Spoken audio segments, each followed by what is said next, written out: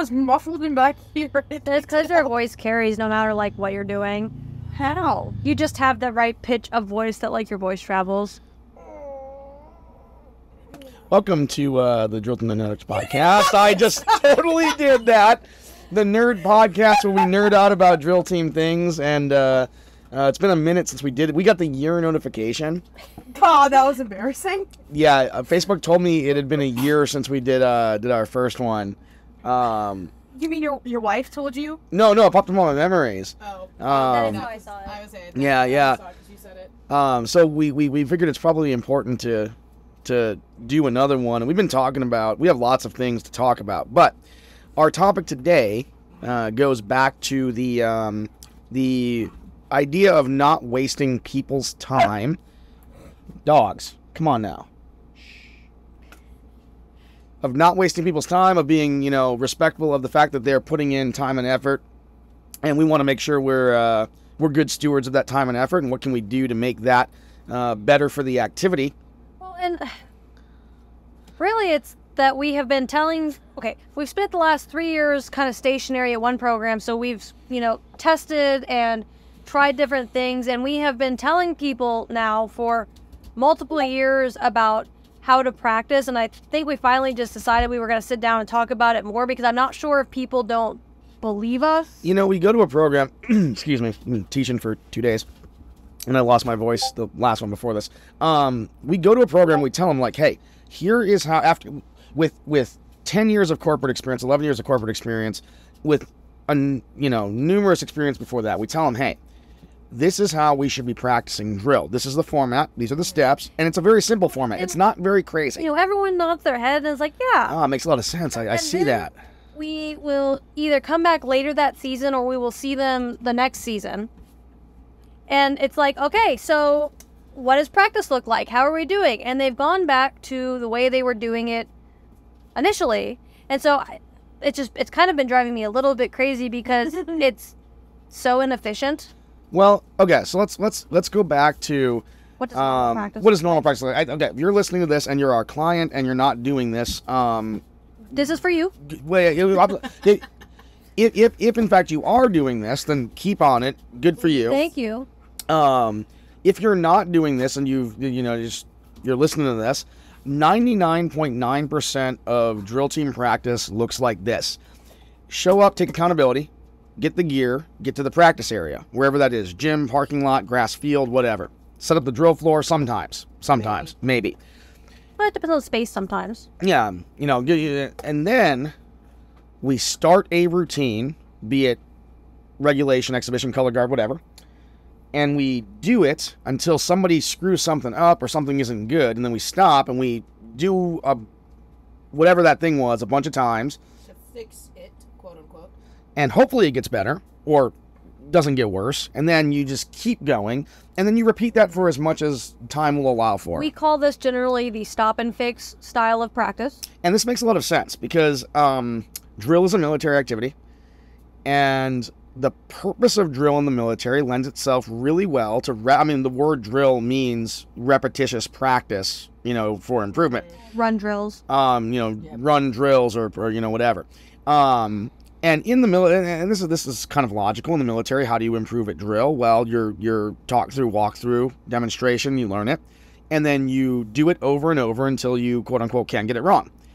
And I think for a lot of years, even before we started talking about practice structure and like encouraging teams to do it, we knew this wasn't like the best way to do things. We had realized this a long time ago, but I don't think it was until more recently that we had kind of talked through like why it doesn't work. Well, and we put it into practice and we tested it.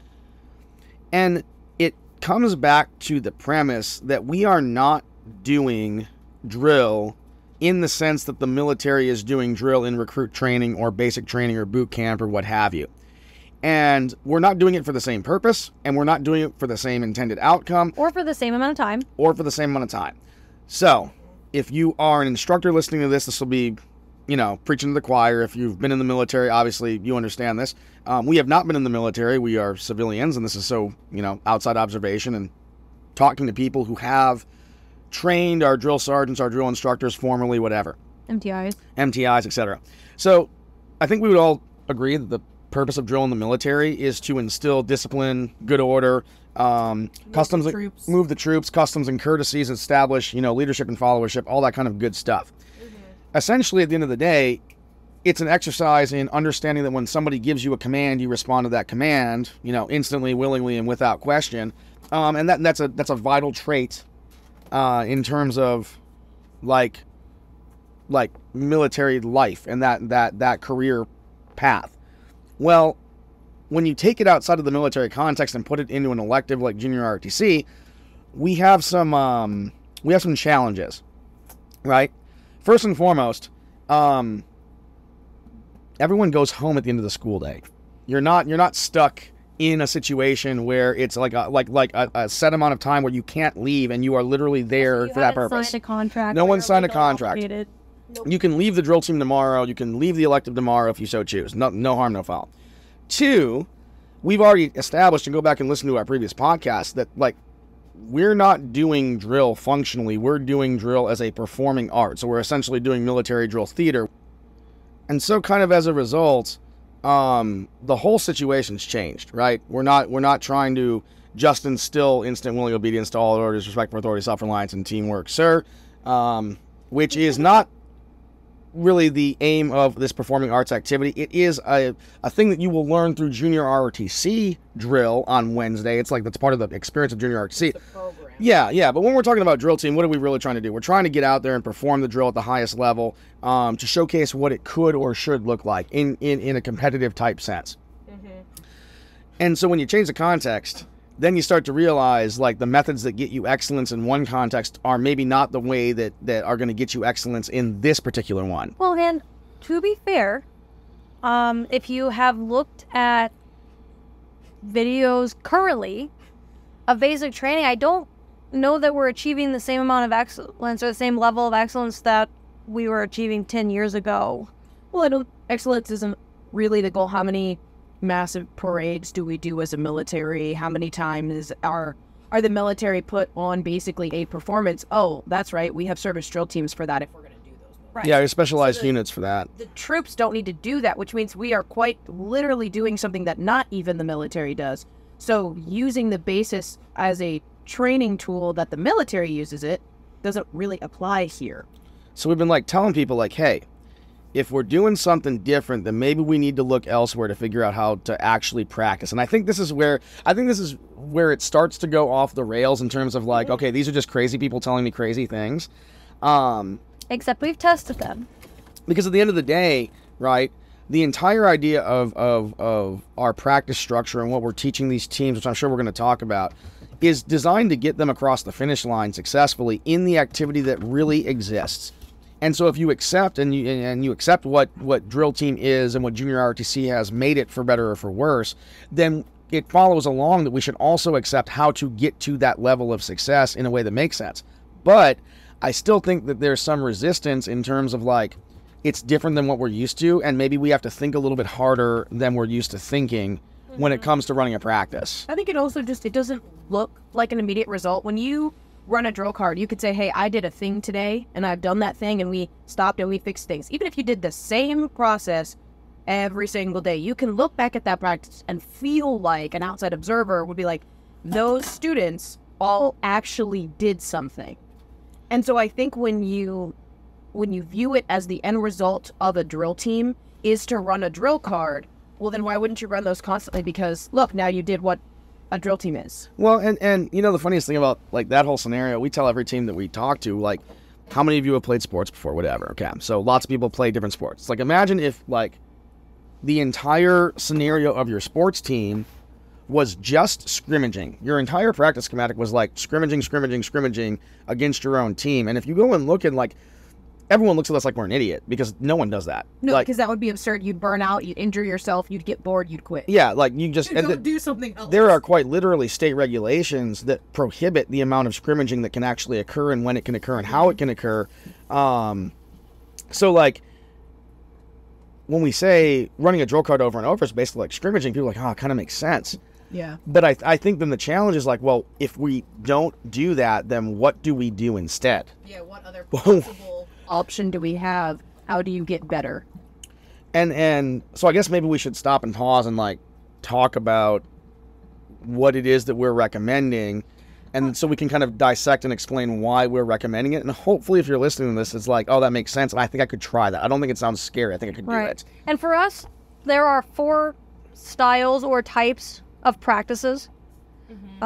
We have teaching practices, we have training practices, we have staging practices, and we have rehearsals. So I think we can start with like teaching, because some people are probably still in the teaching phase or just moving out of it.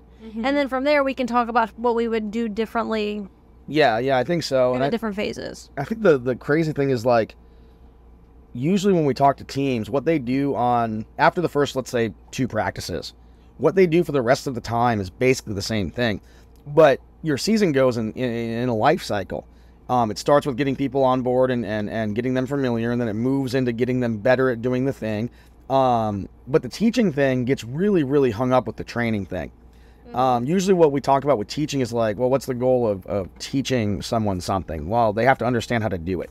And they don't have to do it. They don't have to like physically be able to do it, but they have to understand what they're being asked to do, because they'll have plenty of practice time to work out doing it, for themselves.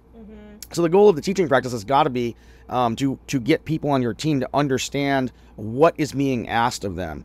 And that's kind of a mental ask. It's not really a physical ask. Some of them will, of course, be able to do it very well, very quickly. Some of them may struggle to get it.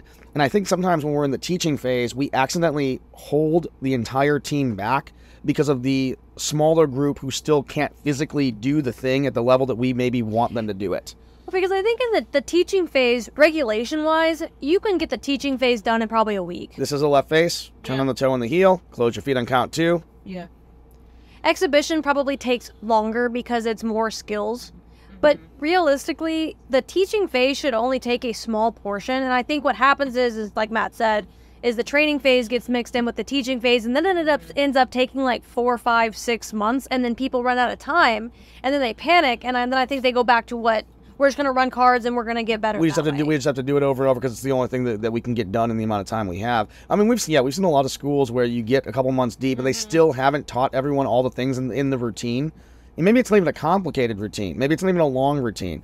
But because they keep getting hung up. And you try and make everything perfect right away, when in reality, once we get into this, is when you use this system, everything you're doing is making everything better. And so for us, I don't think there's a lot of impetus or a lot of stress or pressure on making it perfect right away, because as you practice, everything gets better. Yeah, and it sounds so obvious to say that when you do something and work on it, it will improve. But it feels like a lot of times when we're teaching teams at the beginning, it feels like a lot of cadet commanders maybe feel like if they don't teach it all the way thoroughly, that they'll never get it. And so it becomes a lot of, like, instead of moving on to the next thing because they clearly understand they just can't do it, it becomes a lot of sticking on doing something until they can do it. I think it's also because the way that people view drill is very segmented of this is regulation / basic / whatever you call it. IDR. IDR, there you go. IDR. Right? This is exhibition. XO, Expo, fancy. Right. Oh, yeah. This is, color guard. This is... Color guard. Yeah. This is inspection. Like, it's very, very segmented. And so I think people also lose a lot of time because they spend a lot of time in each individual event. When they could be spending time teaching things that will help every single event. Because for us, drill is drill is drill. And the concepts are all pretty much exactly the same. And then by learning the tools, you're able to use those tools to assemble the presentation of whichever event you're trying to do. Yeah. I would say it even goes one step a little bit further than that. Is like, not only do people definitely view, reg as completely separate from exhibition, but it's also that even within reg, I think there's a lot of times where if you don't recognize that the teaching is about the tools, it is about an understanding of what you should be thinking about, you might not recognize that the timing that you had to spend 30 minutes on here to truly understand or develop people's ears for, well, you don't have to do that every time you go to a new move that requires that timing. Yep.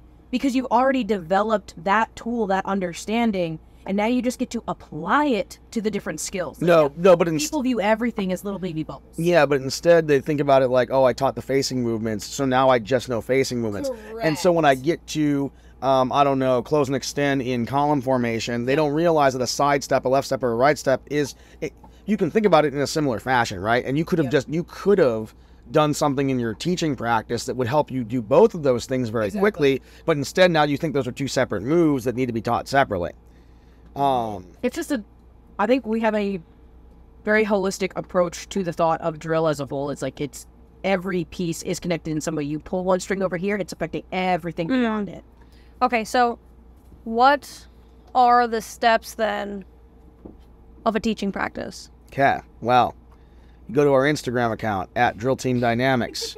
We're trying to get to 7,000 followers. Give us a follow. God. You said 10,000 earlier today. We're trying to. Okay, I'm sorry. We're almost at 7,000. Our goal is to get to 10,000. Please help us out. We would love you for that. If you go there, you find a pin post at the very top, and it tells you what the 3 rules for practice are. And the first one is a dynamic stretch and cardio. So the beginning of a teaching practice is to make sure that our bodies and our brains are dialed in, ready, locked in, ready to go. The only way that we can do that is to do something physically to warm up those items. We recommend dynamic stretching or ballistic stretching. The opposite of would be static stretching, like holding a stretch. Don't hold stretches. We want to do that dynamic stretch because, one, it will allow us to, whether you're before school or after school or whatever, it allows your joints to warm up. That range of motion is really important. It allows the elasticity of our muscles to come back after we've been sitting in class or after we just roll out of bed or whatever, building that elasticity back up. And that's why you don't want to do holding stretches, right? Because holding a stretch will elongate the muscle fibers. Therefore, you will not be able to expand and contract them. And cool downs. Yeah, that's stuff you should do after practice if you have time or when you get home or whatever. So we're doing the dynamic stretch. We're not talking about very much, go through the different muscle groups, top to bottom or, toe to head or whatever you want to do. Whichever muscle groups you're going to really highlight. Yeah. If you're working on marching, focus on the legs and the feet. If you're doing upper body stuff with armed. Or unarmed. Do some upper body stuff. Just things that get us warmed up. The cardio, we're talking very light cardio. We're not talking PT. We're just talking enough to get the heart rate up. It could be a couple laps around whatever training area you're using.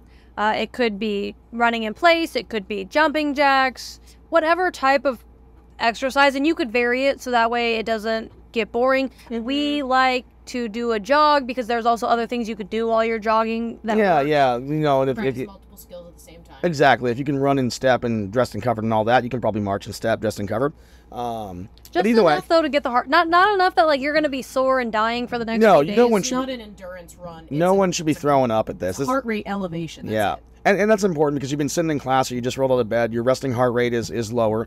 We perform at an elevated heart rate because it's a pressure situation. So, we're just trying to get the body ready to go. And in doing that, we get the brain ready to go. Right. We're at practice. I mean, think about it. You're on a sports team. What's the first thing you do? You warm up. You're in band. What's the first thing you do? You play long tones. These are just normal activity things that we should all be doing. And yet for drill team, it's usually show up and fall in, get in the platoon, get in the flight and go. So dynamic stretch, cardio is the first piece. The next piece, assuming this is not your first ever practice, but you know what, honestly, even if it was your first practice, they probably know the position of attention from class. They probably know some facing movements from class, whatever. How to stand at parade rest. The next piece is a review. Whatever you've taught previously or whatever you have worked on, it's now time to go and practice length varies. So the review doesn't have to be very long. It could just be 5 minutes. It could just touch on the thing that you did last time. It's really good, though, because it helps to make sure that they're getting another chance to engage with that thing, because it might be a while before we come back to it. If we just taught standing manual and now we're moving to marching, we may only incidentally do standing manual, Well, it is a nice connection to what you've already done, already thought about, so it makes everything feel like a progression forwards. Yep. So where you went. Then we get into teaching, and this is, actually teaching. This is where I think a lot of teams get it wrong, and this is not anyone's fault, but in the military, what would you do? You'd form into the platoon. You would school circle it around the person. You would talk through, you'd walk through, and you do a lot of it as a full team, platoon, flight, whatever. Our recommendation is don't. Get your experienced cadets or your returning cadets, lock them in before you get to practice on what the topic is going to be. Make sure that they know what to teach and what the standards are going to be, and we're all on the same page. Make sure you've If it's regulation, make sure you've read the manual and you've agreed on the look you're trying to achieve and how you're going to achieve it. If it's exhibition, make sure you're not confused about what the counts are, what the positions are, what the skill is that you're teaching. Make sure you define the angles for the arms, where the heads are, what the timing is. Are we doing this spinning skill like this? Are we doing it like this? Because there's 2 different ways we could do it. Let's just agree on which one is right. And then get into small groups and work. And when we're in the small groups, the nice thing is no one can hide.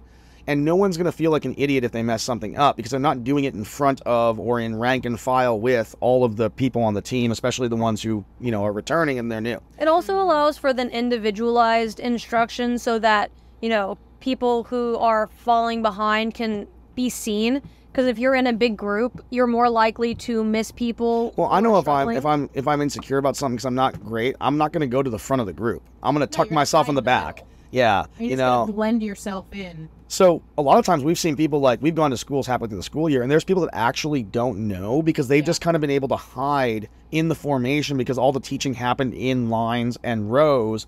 It's so much better to get people working and understanding and feeling comfortable in a circle than it is in a row, right? Well, and then as you rotate the groups, it also allows the team to get face time on a more individual level with each other. So the team gets to know each other faster, they're going to build bonds faster, they're going to start to get comfortable faster. And honestly, the work just goes faster when you're not having to stand and wait for somebody to walk down a squad and give a correction to the 4th person down while you stand there and wait. And how many times, and maybe this is you at practice listening to this, how many times is the commander talking to one person and 20 other people are just standing there waiting? And then it gets chaos, and then people start talking, and then an instructor or the commander has to yell at everybody to get the attention back, and now it's not fun because you got yelled at.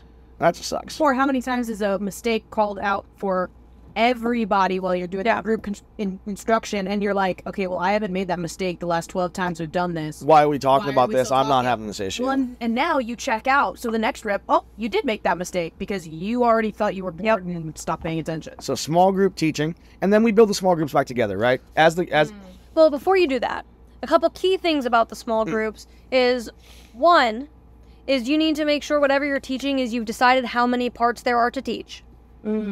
So, if you're doing a facing movement, for example, we tend to break it down into, the feet, the hips, the shoulders, the left foot, the right foot, is you have to decide how many pieces there are. And then it's not just an unlimited amount of time to do this small group teaching, because I think that's where teams go wrong too. It's like, go teach it until you've learned it. And so then they end up accidentally taking the whole practice and not actually accomplishing what they were trying to do. Because that's not training or details. Correct. Yeah, we're talking, I mean, when we're at a workshop, 2 or 3 minute intervals. The most we give. We haven't given someone more than 2 minutes. I guess one and a half months. Yeah. We're talking group leaders go out and work on the angles of their feet. You have 1 minute, go. Now I will say, as professionals, is we can probably give a minute and a half because we know specifically you may need 2 or 3 as you develop yourself. But when you're getting into 5 or 10, that's too much. That's way too much. We're talking about short and micro bursts of getting in, focusing on key details, and then coming back together to make sure that those details are locked in before moving to the next one. This also gives every minute of your practice an actual purpose for things, because when you just have 5 to 10 minutes, it's all right if we want to joke around for a little bit here. It's okay if we want to do this. This will make things feel like they are moving with urgency without actually having to rush people. It's just very specific. Well, and when you're teaching a lot of the stuff, I mean, I think it's fun. We think it's fun. We're nerds. But some of it can be a little bit mundane. And I think if you don't push the time hacks in an urgent type fashion, you really feel that it's basic stuff. And with your team, as you start this, because we won't be there to do this for you, is pick a time limit.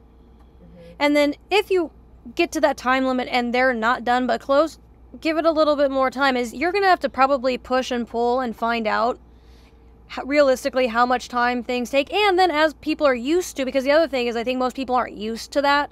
And so they're not, at first they're not going to be good at keeping to the time limit. So people will also, you're going to have to stick to it and do it for multiple practices, because people will also start to learn is what are the important things to say? How do I say it, more succinctly? Yeah, efficiently. How do I get there? Well, the bottom line is, time is a finite resource. We can't allow our returning members to believe that we have all the time in the world when we just don't. You know what I mean? Especially because, it used to be that pretty much everyone had 2 hours after school for practice, but It's more like, and more, no, we're 2 days a week. We're an hour and a half.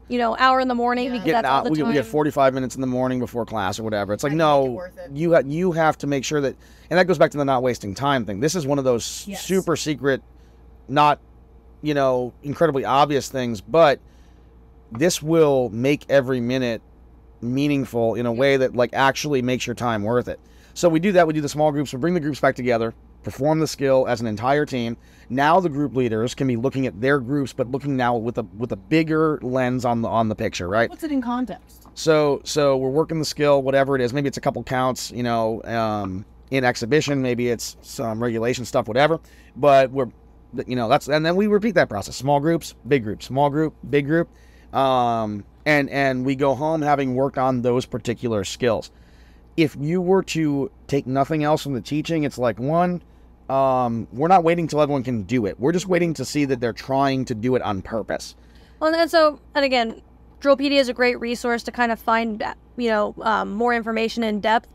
Things that you can use to check for understanding is, can the people in your groups who aren't the group leaders articulate, meaning can they tell you what is trying to be achieved? Like, let's say we're doing a facing movement. Can they tell you that the leg is supposed to be straight, even if their physical coordination is not allowing them to straighten their leg? If they can tell you it's supposed to be straight, Then mission they accomplished. understand. That's move along. Because when you get to training, they will have more opportunities. As you continue to teach, the skills are going to build on themselves. They will have more time to practice it, and they will get better each time they get a chance and every time they encounter that skill. I think that teaching is probably the most overlooked aspect of drill team practice, and I think that many people rush through teaching because, one, they schedule competitions way too early. And this is not a podcast complaining about the state of drill meets in our country. That's a different podcast. That's a different podcast. But the fact of the matter is, we should not be scheduling drill meets after 1 or 2 weeks of drill practice. That doesn't make any sense. We have an off season in sports for a reason, and we have a preseason for a reason. If you're going to go to competitions, is maybe don't do everything. Maybe just do color guard. Yep. Right? Maybe just do regulation. 2 minutes of exhibition, not 6 minutes of exhibition. Because I think the scary thing for a lot of people when it comes to teaching is they want to rush through the process because there's something that's waiting for them on the other side that says, we got to get this done. I will say, we never let a drill meet rush us in the process. We will do, if we go to a drill meet that early, which we generally don't. If we could avoid it. And we generally don't recommend our clients schedule meets very early. But if you do, because you want to get the kids in front of the judges, or maybe your parents want to see, whatever, or maybe your school or your service expects you to go to these meets. I know sometimes there are outside First circumstances. thing you do is you advocate and say, no, we will not do that. But if you can't do that, then we are going to run as much as we have. And if it's not great, that's fine. Because we are, again, it's a whole different podcast. We're not letting local judges who are doing their best but don't know what they're looking at validate how good or bad we are at any meet that we're going to. But that's So that's teaching, and I really think if you were to do that, even if you had to go, like, let's say you're in the middle of the season and you have a new sequence that you want to introduce into your exhibition routine or whatever, new skill that you want to include, going back into that and just kind of thinking about that structure and thinking about those goals would help a lot of people be more efficient with their time, waste their time less, and be more effective. Well, and if you already are out of the teaching phase and you're already running routines, then the next style of practice will still work for you just fine. Yep, and this is crazy because it's literally pretty much the same format with a couple of adjustments. I would say a little bit of a twist. So let's say we're done with teaching. Let's say we're into the season. Training practice is the next kind of practice. If you have full routines on the floor, you are in training mode, and we would recommend that your routines are done. You don't need to spend more time doing those routines. You should go into training practices. So, goal of the training is to develop great fundamental quality, great approach, great synchronicity with the team, right? The goal is to become good at what you're doing. This is like what most people think about as practice. Yeah, that's what you would see in your head when you think about it. So we'll talk a little bit about the structure, right? And this is where I think, the teaching makes a lot of sense to people when we bring it up. They're like, oh yeah, it makes a lot. Smaller groups would help people learn, whatever. But here, middle of October, almost to November. Most people are probably past the teaching phase. And We're putting the small groups into big groups. yeah, and so the problem I think that we find most often, because strangely enough, I think the other two types of practices people have listened to us more on and seen success with it. This is the bulk of your season, so I think it's the hardest thing to kind of break away from how you've done it before to move into step into this new way of doing it. So structure for a training practice, dynamic stretch and cardio. That doesn't Always. go away. Ever. That will never go away. Nope. We made the gross mistake feeling like we were under pressure this last season. Working with a performance grade team at the highest level, we felt for circumstances beyond our control that we wouldn't get the horse across the finish line if we didn't allot more time, and we took that out of the training process, and in doing so we introduced injury and we introduced fatigue, and dynamic stretch cardio stays in period in the end. After that, review stays in. You're still reviewing whatever you did last practice. You got to touch on it, and your schedule might be variable because some people do exhibition certain days, regulation certain days. So like whatever event you're about to train and work on, the review of the last thing you did at the last practice for that event. And again, we're not talking a lot, 5-10 minute stops. Get in, touch on it, make sure that it's still a skill that they can perform. Yeah. Don't get bogged down in it. And I think a lot of people will hit the review, they'll realize it's not great, and then they'll spend the next 25 minutes trying to like make it better in the review. Honestly, it's so hard not to do that because as drillers, we're all perfectionists. We all want that perfect moment. So you see it and you're like, what the heck, guys? I know we were good at this. Let's get back to that moment. It's like, no. Put it on the list. It goes on the list. It happens later. It goes on the list to go back in the lineup of things you have to work on. Because now that review just showed you, clearly you need a little bit more time on it. It's not to spend more time. It cannot derail your practice that you have sitting in front of you. It just has to go on the list of things for future practices. So then we go. Then the process is the same here. We go small group. Then we bring the groups back together. Then we go small group. We bring the groups back together. But this time, the small groups have to, again, be specific in what you're trying to achieve for the training. So, for example, right, let's say we're doing regulation, basic. Let's say we're doing left step and right step on the card. And we realize that's, our alignment's jacked, our cover's jacked, it doesn't look good. Step style is different. So, rather than just assembling arbitrary small groups, we're going to use what we have in front of us. So like, for example, if you're working left step and right step in line formation, right, you can go by squad, break squad, first squad, second squad, third squad are groups, elements for my Air Force friends.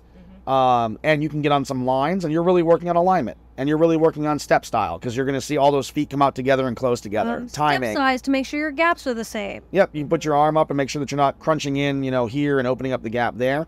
But then come back to the group. Do it a couple times as the platoon. Break it off into ranks front to rear. Ranks being the squad leaders and then the group next to the squad leaders. And so on and so forth down the line, right?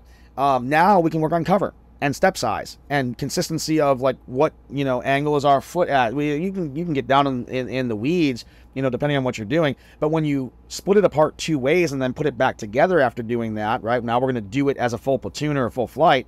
You should then see that small group work is drastically improving what it looks like to do that move as a platoon, right? And so we do that for whatever skills we have. And then the culminating thing of small group, big group, small group, big group is one full run through of that event. I think that is probably the most painful thing when we go places. We tell people one run through and you see eyes get real big. And But we need 3 of them to be any good. Because you totally compete 3 times in a row before you get scored, right? And that's what we tell people. Is like we always ask the students, how many times do you get to run a regulation at competition? They're like, once. That's it. And I love it's because it's always when you ask that question and they're like, well, one. Like it's always said like, duh. You're like color guard, one. and they're like, once. One exhibition, one time, one inspection. Once. And then you ask them like, okay, so how do we practice? Okay, we do 3. The first card we warm up on. The second card we fix mistakes. The third card we really do. And it's like, wait a second. That math That's math. Yeah, that's well, 3. And then you ask, and you think about this. How many times, this is what we ask them, do you have a great final practice before competition? Then you go to competition, and then you bomb it. And then it's like, whoa, what happened? We were literally great. yesterday. Well, yesterday on this, the Friday night practice, it And was most run through 4 that was great. 1 through 1 was still trash. Run through 1 was still bad. Because when we use the run-throughs to practice, that means we're conditioning ourselves that we don't have to be right the first time. We can warm up on and it's 100% of the teams is the first one's a warm up. The second one's the fix one. Now you're a second or a third rep drill team and not a first rep performance team. So I think 1 full run through is a little bit controversial because they're like, well, what if it's bad?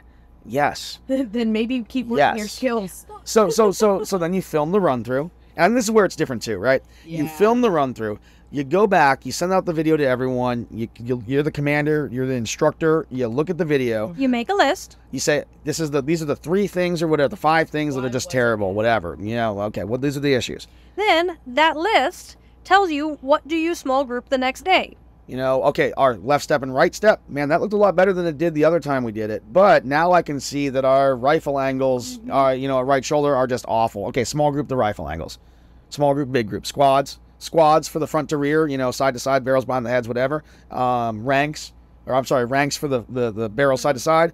Squads for the arm shape, making sure the angles and the arms match. Then 1 full run through at the end, and you film it, and you watch it. And you're like, holy cow, now left step and right step are good, and the right shoulder angles are pretty good, but oh man, close and extend on the march, that's a train wreck. And then what happens is because you're looking at it, your eyes get better and better at seeing. And so every time you get through and you're like, okay, we fixed everything, and then you go back and you're like, oh. But there's more. And you're always going to see smaller and smaller, and eventually it's going to be like the centimeter. Guys, we need to get in small groups, and we need to fix the angle of the fingernails on the thumb at parade rest. That is just unsat right now. And you're like, nobody was watching for that, but you saw it. That's, again, it's like, have you guys seen they do the reels or the TikToks where it's an artist and the art is, it starts with a picture and then they zoom in, like they show them zooming in on the iPad, and then it's another picture inside of it. And then you zoom in more and it's like a whole other world inside of that. And you zoom in further and it just keeps going. Yep. That is drill. At the beginning, you're like, the alignment is bad. And at the end, you're like, the alignment of the molecules of the left heel is not exactly how I want it. It's still aligned, but it's a little bit weird feeling. Like, you keep zooming and keep zooming. The vibe of the heels is off.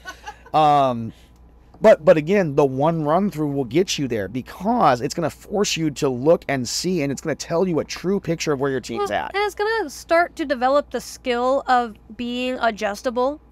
Because I think that's the thing is, when we do the stop and fix is, oh, there was a weird thing, stop, go back. But when you're in competition, if you can't stop, go back. If you trip over the judge, if your shoe falls off, what do you do? If you trip, if the band parked in the parking lot that you thought you were going to be in, and now you have a smaller area, or like you had to go inside, and now there's no volunteers to carry that car off the drill pad. What? You have columns in the middle of your, you have your drill floor now because it started to rain, so you moved inside. So, what do you do? Or like you have adrenaline, and so you face the wrong way, or you get out of step, or you miss a command. It teaches you how to What do you do? Most teams who are 3rd or 4th run-through drill teams, they'll freeze, or it'll clearly throw them off. They panic, they cry, they laugh. Fixing mistakes on the move or disguising error on the move is a skill that you really can't train by doing something over and over again by definition. But when you get 1 run through and you have to start to figure out,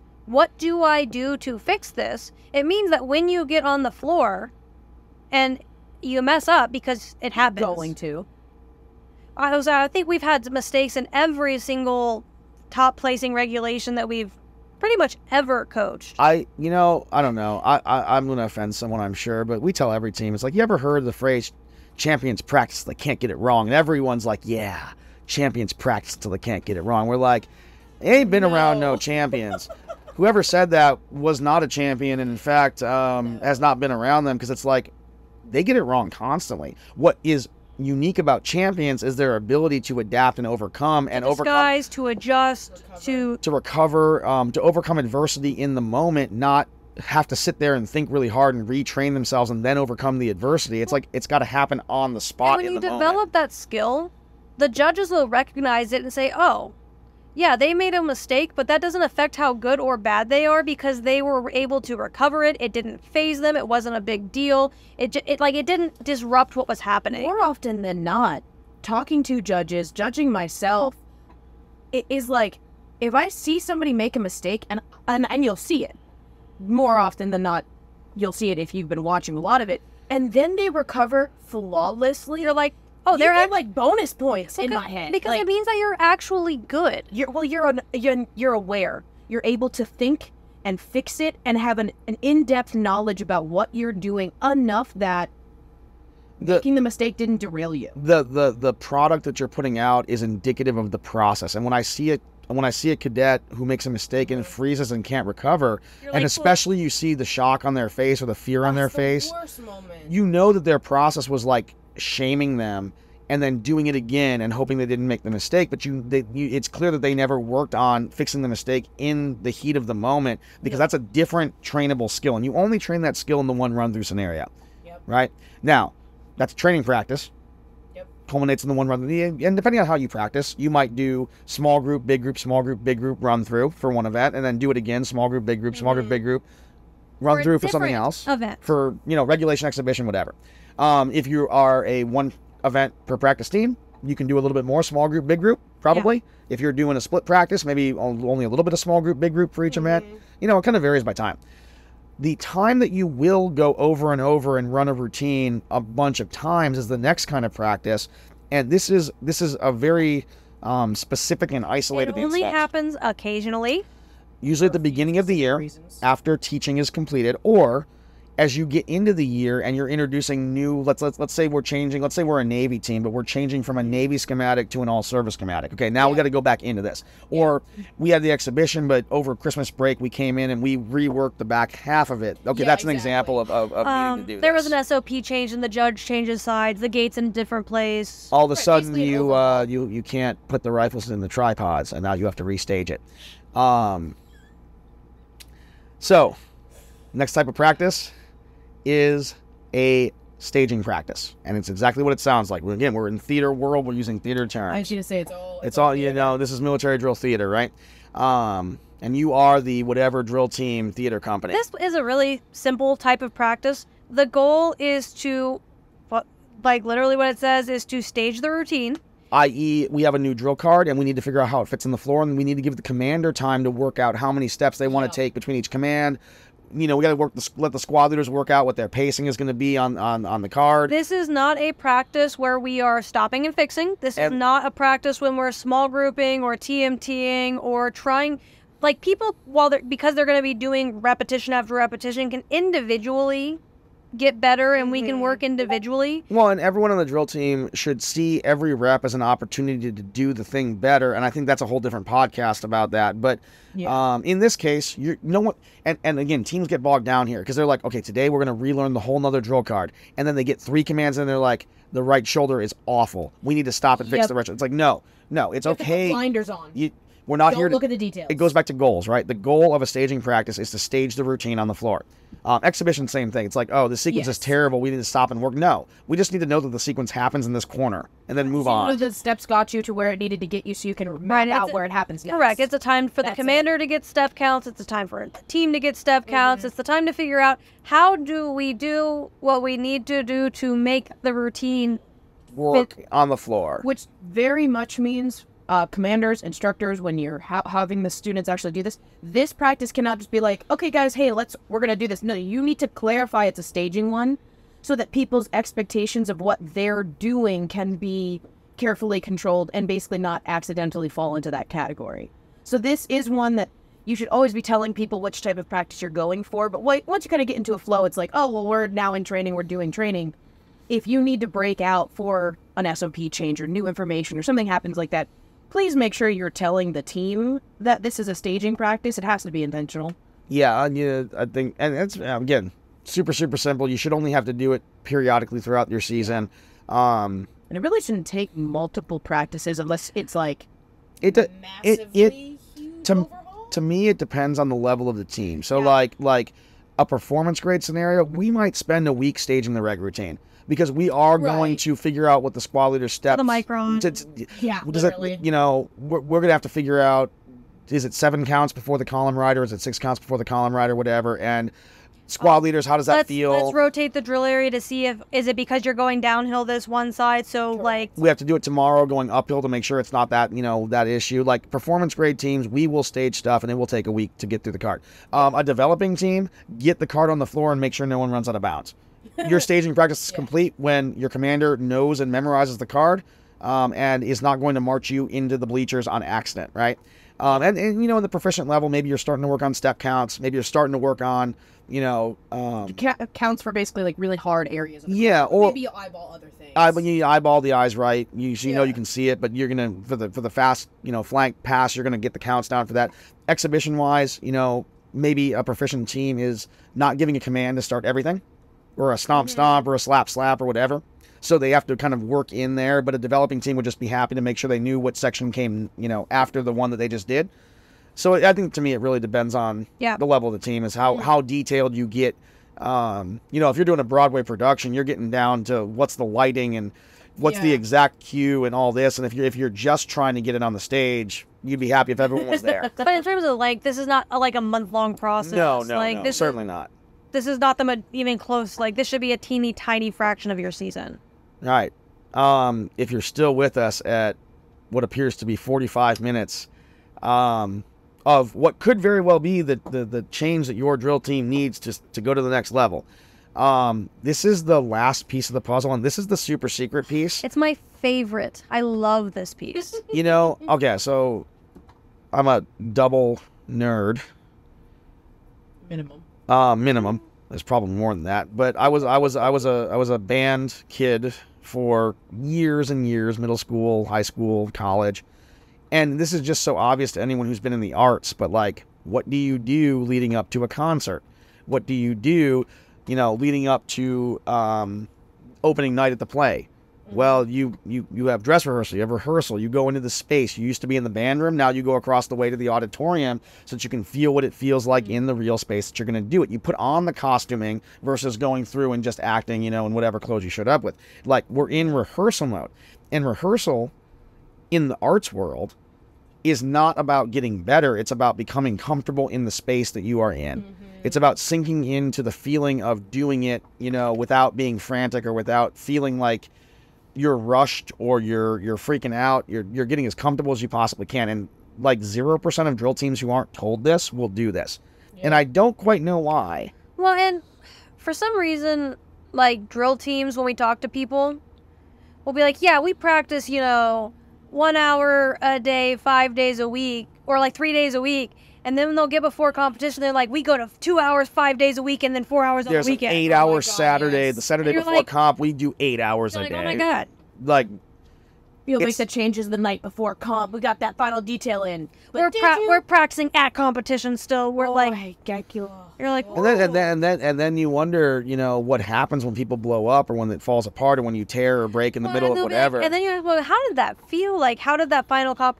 We were frantic and we were stressed and we were tired. Did anyone have any fun here? It's no, not really.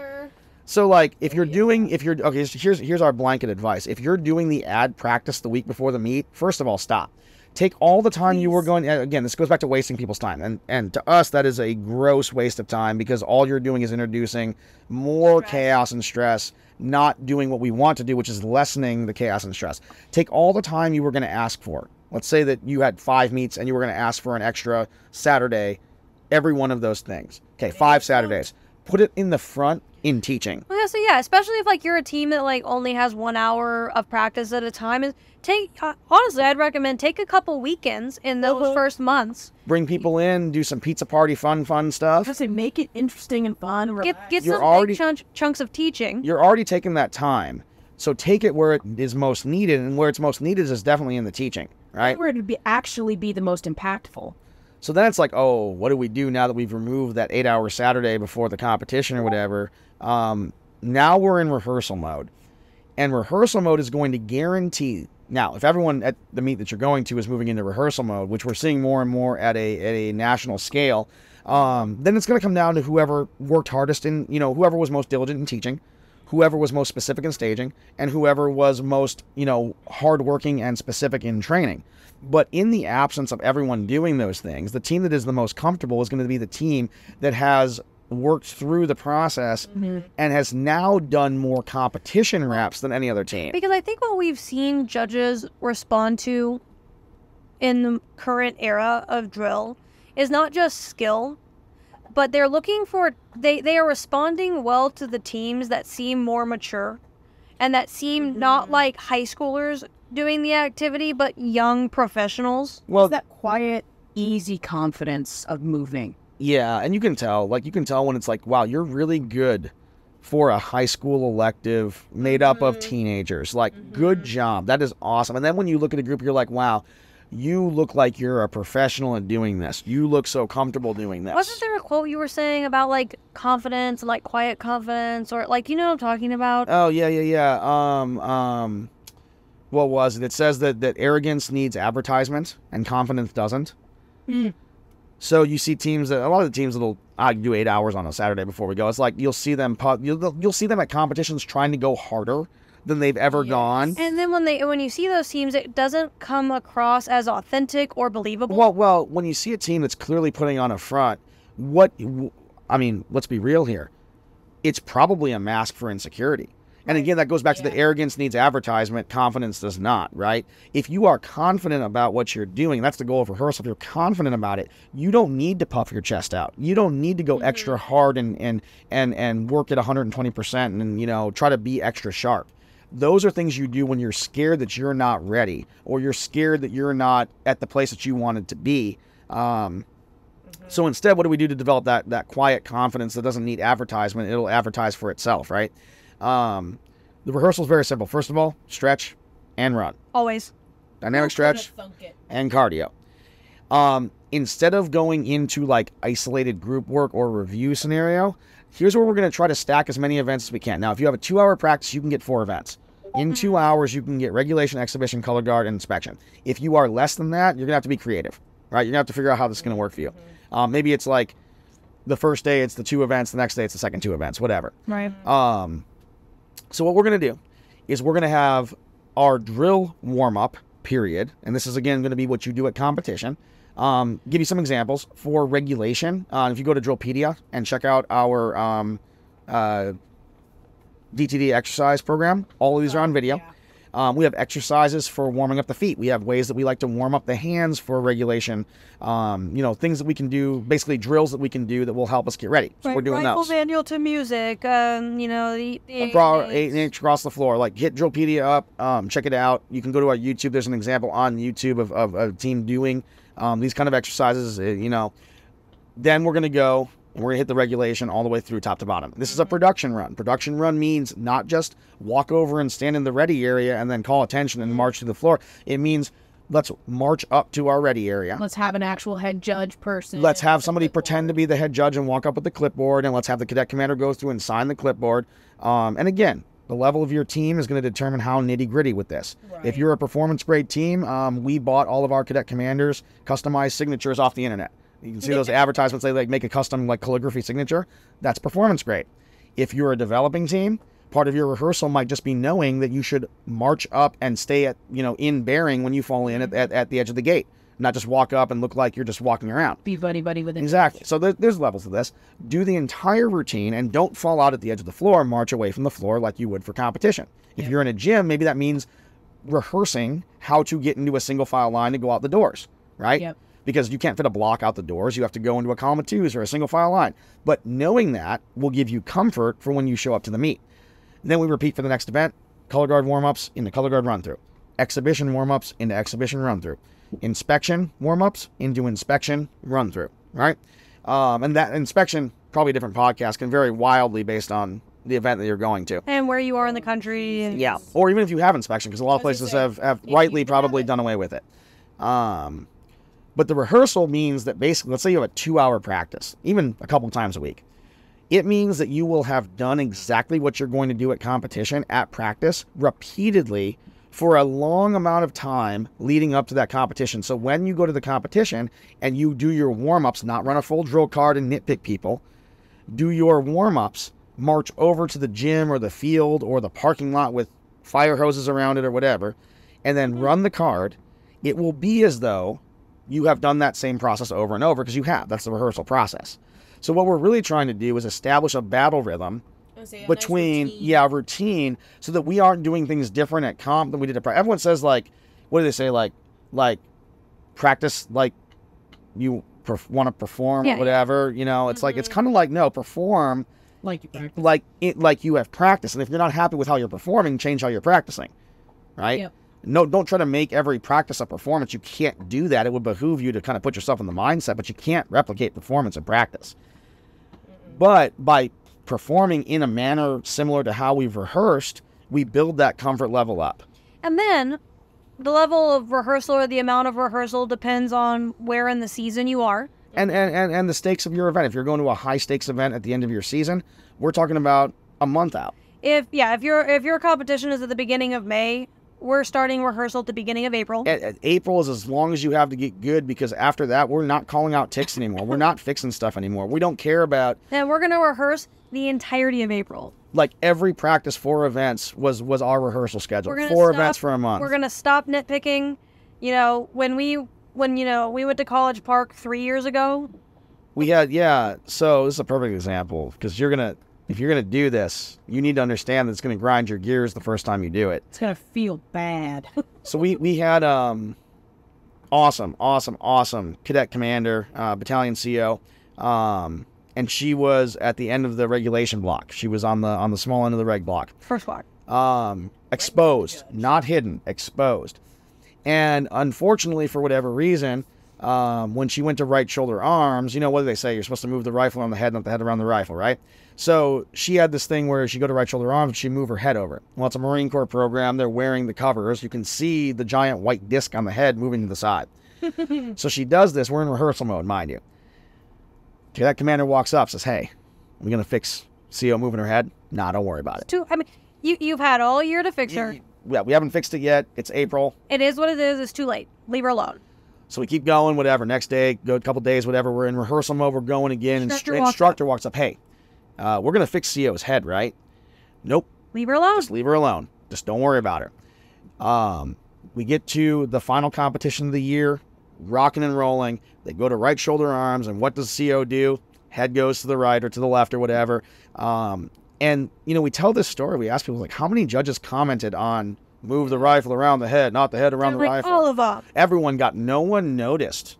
Wasn't a comment, literally. No comment. Wasn't a comment from anybody that watched it, any videos we've ever seen since. Nobody has ever And it wasn't, we're talking about, it was obvious. Anyone with eyes to see would have seen that this was happening. And they won regulation that year.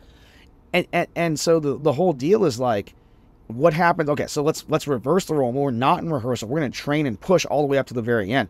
What happens when, unfortunately, all of the nitpicking at the very end, when everyone's already stressed out? Like, you know, leading into a comp, you're already stressed out. That's natural. But, like, what happens to her if we're just like, you got to stop moving your head? We're at the competition. We're doing our final runs. We're, you know, practicing and getting everyone in, and we're still on her. Fix your head. Fix your head. You're moving your head. You know, the example I always like to give to the teams we talk to is like, imagine we're in that situation, and she's so in her head, she doesn't want to let the team down. She doesn't want to be the mistake person. She doesn't want to be the one that costs them, you know, a good performance. And so when the commander calls right shoulder arms, being in her head, she goes to left shoulder arms. Now, which is worse, doing the wrong move or moving your head, right? And everyone's like, oh, that makes a lot of sense. But what I don't think people get is that, like, you don't get to that comfort level where they ignore or forgive your mistakes by working harder at the end. You get there by rehearsing and easing off the gas so it's a nice, comfortable coast into the last meet. And that's not to say you won't fix things. If CO had wanted to work on it in her own free time and fix that, she may have just watched the video and said, "Hey, I'd really like to work on that. I'm going to take ownership of that myself." We may at the beginning of April, we may tell her, "Hey, your head's moving a little bit. If you can find some time and work on it and get as comfortable as you can with, you know, not doing that." And then maybe she fixed it. If she doesn't and that's as comfortable as she can get, then that's fine. But you know what? We're talking about a month leading up to a major destination meet. We're talking about 2 weeks leading up to, 2-3 weeks leading up to a regional meet. We're talking about a week before a local meet, or 3 days, a couple practice before. You're not going to fix anything meaningful.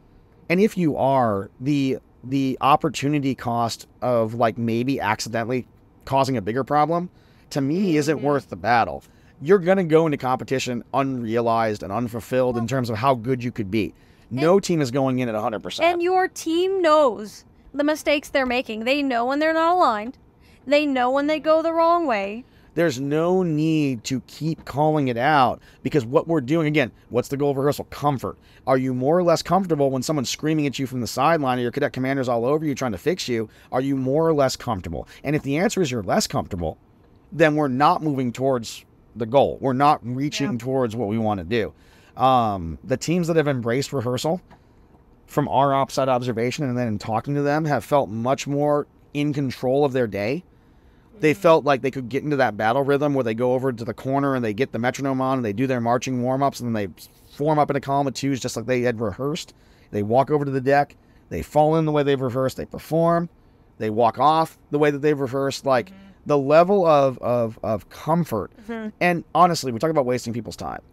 If the last meet of your season is this frantic, miserable, chaotic If it's mess, not one of the best runs of your season, if it's not the time of your life, if it's not, I mean, you guys have had the runs where you can't remember anything, right? Like, the only things you remember are the mistakes. What do you remember? You only remember your mistakes, right? But the problem is, you can't get to that place where the only things you remember are the weird things that stand out, to where you have that those blinders on and you just kind of go and you're like in the zone. You can't get to that moment without comfort. Comfort will, fear will not get you there. No. Shame will not get you there. Only confidence and comfort will get you to the moment, and that's the experience that we want for everyone who does a performing activity. We want the number of teams who are like, it's miserable, and then everyone shows back up for the next season. It's like, why are you doing this? go find something else to do. So that They're you're not You're miserable allowed to in enjoy choir. your life. They're not miserable in theater. They're not maybe, and you know. Or if they are, they shouldn't be. So Go maybe find you should also something ask else Go them. right, if you're Yeah, in theater what's and it's happening over there? miserable, go somewhere else, right? Like, the ends have to make sure, like, it's got to make sense, and it's got to feel like there's a point to doing this. And if there's not, then we're wasting people's time. And I do think, by and large, And not just the students' time, but as the Everybody's. adults, our own time, because we have families and we have lives outside of this. If we're going to spend hours away from our families doing this, then let's make sure that, like, we're making the best of the time, and that, because again, we talked to some instructors and they're like, yeah, the kids don't really like it. We never do very well. You know, we're spending tens of thousands of dollars to do this. like, literally $40,000 or $50,000, And we're consistently in the bottom middle of the pack. Why? and it's like, Why? being the bottom of the middle pack, there's no shame in that game. No, not for Absolutely sure. not. But there certainly is a problem when a $60,000 investment leads to a miserable experience, which leads to not even being proud of the product that you put out and that you show Correct. off at the end. I was gonna say, it's not about finishing in the middle No, of the not pack. for It's that sure. The thing that comes before that is, we were miserable. It was a bad experience. and Nothing we're is not seeing changing, and we're anything different. consistently not getting the Exactly. results we want. And, like, that's not a good value proposition. Well, I think that when that happens, every outcome is a result of the inputs prior to that outcome, right? We'll say the system, Chris Voss quote, the system you're using is perfectly designed to give you the outcome you're getting. And if your team is miserable, it's probably because the process of practice is miserable. And if you're uncomfortable at competition, beyond the normal discomfort of just performance anxiety and then learning to work. See, the problem is, I want to learn to work through performance anxiety. I don't want to learn to work through performance anxiety and instructor-induced anxiety and cadet commander-induced anxiety and peer-induced anxiety all at the same time. Right. I'd rather focus on one of those things. Yeah.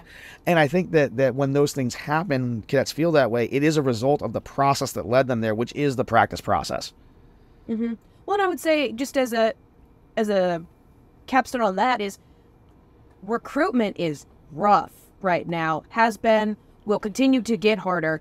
If your practice schedule feels like a slog and it takes you ages, and the end result is also not even a positive experience, wouldn't we want to, as someone that maybe scores in the middle of the pack, wouldn't I want to say that at least the entire journey to get there was worth it? That's the whole thing of, like, it's not the destination, it's the journey. Well, your practice is your journey. I think placing in the middle, but saying that we did everything we possibly Knowing you meant that. could do. Yes. There's nothing more we could do. We're happy with how the season went. Every practice felt like it did something. We had fun together. We accomplished. We grew.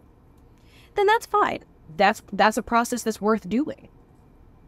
And I think that's it, right? Like, it's got to be worth it. Now, if it's not worth it, what are we doing? as per usual with these, there are a couple of warnings and things that we want you to be aware of if you commit to this process. So, I think especially if you're a cadet listening to this who wants to take this information, maybe back to your team or to your instructor, is like, okay, I see that we've been doing exactly what you described. We've been getting exactly what you've talked about. I want to make a difference. So I think, it's really, disclaimer time. For instructors too. So one of the things about this process is that the students who are doing it, when they know where it's going to end, are going to become very comfortable making mistakes. Because in our process, mistakes are not the end of the world. Mistakes It's part of the process. I mean, have to make the them goal learn. is to get as good as you can and to make as few mistakes as possible. But our thing is that if you're going to make the mistake, then your job is to figure out how to adjust from it, or through the practice training process, figure out how to not make that mistake. Right, how to recover. I think we have seen instructors get very stressed out and feel like the students are lazy. Lackadaisical. Maybe they it feels don't like they care. don't care about them making mistakes. Like, they should feel shame when. We have seen, I think, instructors who want the kids to externally perform shame when they make a mistake. It's performance. Like they want to see the cringe. They want to see the crestfallen face. Like to know that it was acknowledged. beating yourself up. And so I think when you work into this practice process, you stop seeing that. Well, and I know for us, we're like, okay, you messed up. Now what are you going to do? Next. How do you just not do that again? Yeah, just easy. So you problem solve, you backwards engineer your next rep to figure out how to fix it. And here's the thing. It's not that they don't care. And I think that once you have on a developing team, maybe they really don't care. And this conversation is not even for you. This conversation is just how do we practice drill, period. But if you are in a proficient or pushing into a performance grade level, I think that it's really important that through this practice process, you understand that there's a level of trust with your kids. There's a level of trust. I never freaked out about a mistake in the last however many years doing this, because you know what? I trust that through this process, that kid is going to figure out and explore how to correct that thing. And I think likewise for the students who we get to work with on a one-on-one basis, is they trust that we will also have their back, and that if it's something that we need to do from our side, that we will also get it done. And so that's reciprocal, right? You have to, it's mutual trust. You have to work to build that. This process is almost reliant on that. Yeah, well, and that comes from the base understanding that nobody's going out there to drill practice trying to make mistakes on purpose to ruin the practice. So if you remove that fundamental thought that someone made a mistake because they made the mistake versus a mistake happened to them, then you change the way that you're going to view what they're going to do with it. I think it means practice becomes a build-up system. Versus a tear down Instead of tear it down, it was mistakes are not the end of the world. If the mistake is happening consistently, then we need to change the training tactic to then address that. It's not... Well, the output is a result of the input. If there's Correct. a mistake, the input is flawed. We need to change the input, not just talk about the output. But also, in that is sometimes a mistake is just a mistake that happened once, and maybe It will never happen you don't again. need never to happen address again. it because it'll never happen Well, again. and through using the system, you're able to break down the smallest pieces, and you realize, oh, this is why the mistake happened, and then you self-correct. Yep, exactly. And I think that in the adult world, and staying on the instructors for just the last moment, or coaches, I don't know who's listening to this, Or commanders. or even, it's there's such an impetus in the adult world to get things right the first time. I haven't been in the military. I can't speak to that experience, right? I didn't even go to a military college like you did.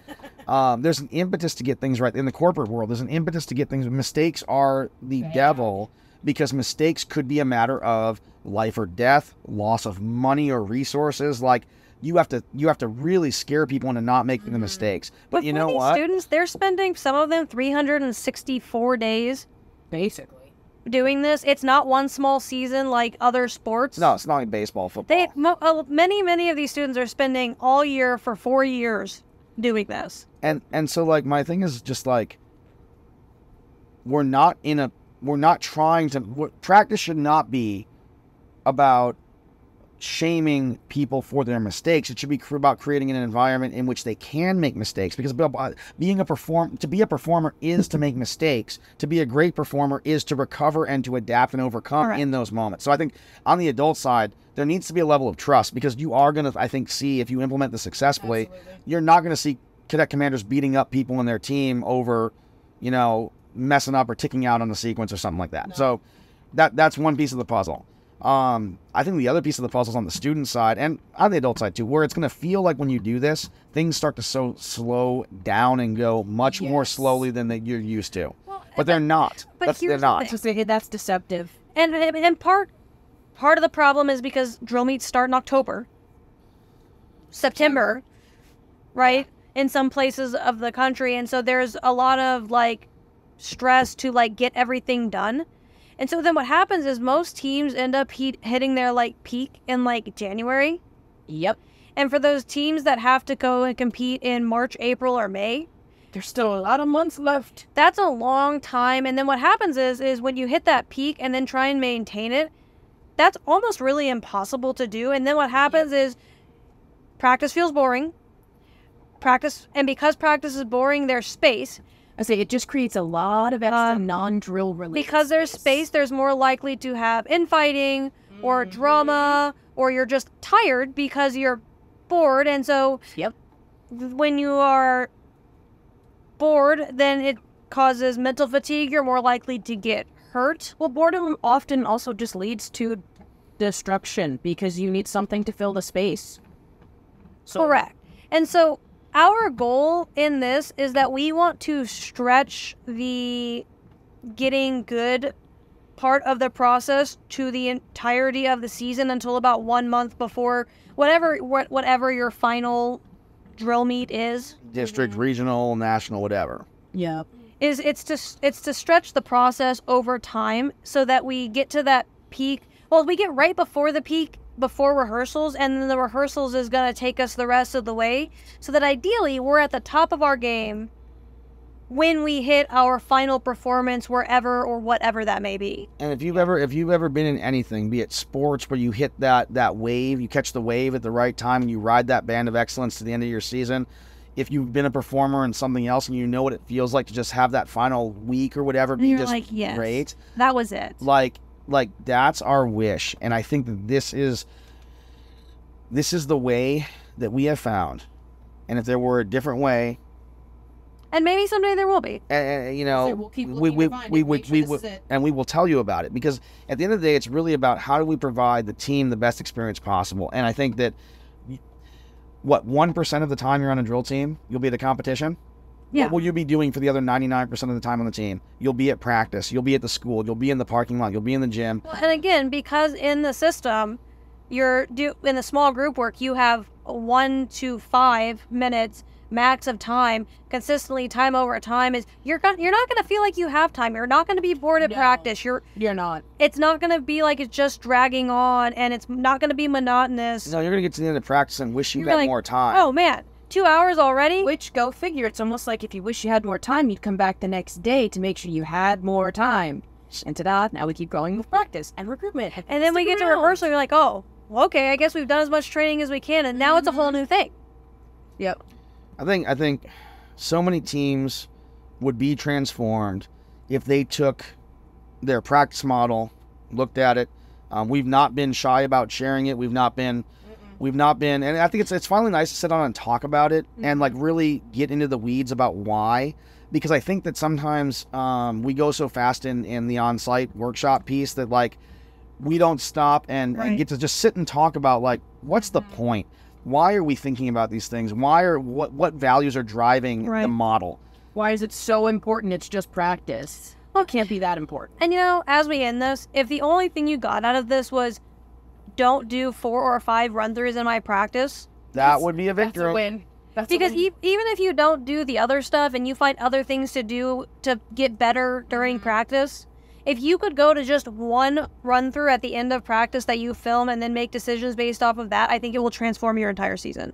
And if you are and if you are thinking about implementing this stuff and you want to know more, find us on our social media accounts at Drill Team Dynamics on Instagram. You can find us on Facebook. If anyone's still using Facebook, you can find us on YouTube. You can get Drillpedia? Yeah, check out drillpedia.net. We have an entire, these practice models are listed. In fact, they're listed as free. The practice structure one's free because we think it's that important to everybody. Go there, check out the free articles, keep scrolling until you see one about practice structure. It'll have everything written out for you. Get in touch, and we want to be here to help you out. We want to be here to help you get better and enjoy it more. Yep, and if you really need it, we have done for multiple teams where as they get to the end of their season, you know, they'll send us the video. We watch it. We give them feedback and then a practice plan for the next day. We would be happy to help you out with something like that. Just find us. Again, we're in this for us, for the drill teamers, for you.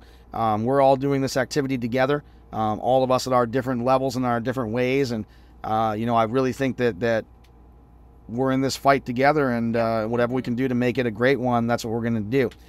So thank you for sticking around. Hour and 15 minutes of Drill Team nerding out. As always, check out the podcast. Spotify and YouTube are our primary places. Check out our other episodes. Check out our social media. Check out YouTube. We just dropped a whole bunch of free armed exhibition skill instructional type videos. And I'm sure there's more to come soon. And there's more to come soon. And like Kirsten said, check out drillpedia.net, jrtcdrillteamtraining.com for all of the information about who we are, what we do. I guess with that, we'll see you out there.